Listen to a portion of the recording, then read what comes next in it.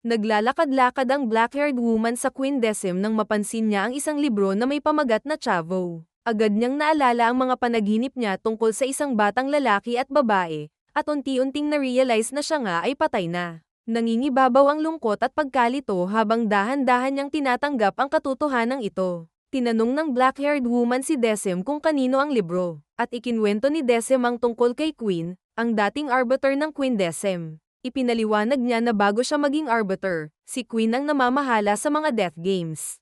Gayunpaman, matapos ang kanyang huling laro, nagdesisyon si Queen na iwan ang posisyon at lumipat sa Information Bureau. Nag-flashback kung saan pinanood ni Decim ang isang laro ni Queen. Noong una, napansin ng mga superior na hindi ginamit ni Decim ang remote na nagbibigay ng physical manipulation sa mga players, isang karaniwang gamit ng mga arbiters para ilabas ang darkness o totoong nature ng mga kaluluwa. Ipinaliwanag ni Decim na nakalimutan niya itong gamitin, pero dagdag pa niya, nirerespeto niya ang mga taong namuhay ng buo at totoo.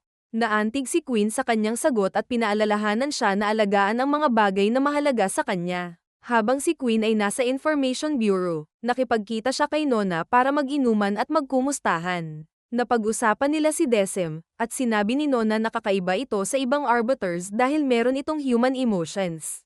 Bagamat ito ay unusual at hindi alinsunod sa tradisyon ng mga arbiter, naniniwala si Nona na ito ang nagbibigay kay Decim ng mas malalim na pag-unawa sa mga kaluluwa ng kanyang mga guests. Bigla namang dumating si Oculus, ang matandang tagamasid, at nakita rin niya ang libro ni Chavo. Napaisip ito kung bakit mahalaga ang librong iyon, ngunit hindi siya nagtanong ng higit pa. Samantala, sa Quindecim, ipinakita ni Decim ang mga bagay na mahalaga para sa kanya sa black-haired woman. Sa likod ng bar, may isang silid kung saan nakadisplay ang mga mannequins, mga replikang ginawa mula sa mga kaluluwang napunta na sa void. Sa halip na itapon o kalimutan, pinili ni Decim na panatilihin ang mga ito bilang alaala. Para kay Decim, ito ang paraan niya ng pagbibigay galang sa mga buhay na minsang kanyang hinusgahan. Nakita ng black-haired woman ang sincerity ni Decim at unti-unting nagkaroon ng mas malalim na pag-unawa sa kanyang pananaw. Sa kabila ng kanyang papel bilang isang arbiter, si Decim ay may genuine na concern at respeto para sa mga tao. Matapos ng mga pangyayari sa Quindecim, inatasan ni Nona si Castro, ang overseer ng mga kaluluwa, na ipadala ang susunod na mga guests kay Decim.